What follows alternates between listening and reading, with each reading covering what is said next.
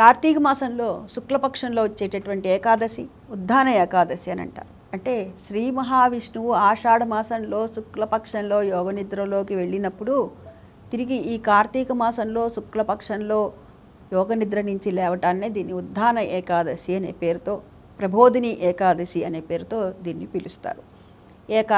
ఏకాదశి అనగానే దశమి నాడు ఏకభుక్తం చేయటం, అంటే మధ్యాహ్నం భోజనం చేయటం, రాత్రి ఏ పలహారమో చేయటం.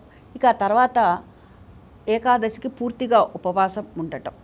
పూర్తిగా ఉపవాసం ఉండి ఏకాదశి రోజున అంటే శరీర మాధ్యం కడుధర్మ సాధన, మన శరీరం ఎంతవరకు సహకరిస్తే అంతవరకు కూడా ఉపవాసం ఉండటం. తర్వాత స్వామివారికి పూజాధికాలు నిర్వర్తించటం, విష్ణువుని ఆరాధించడం, అటు ఈశ్వరుని ఆరాధించడం.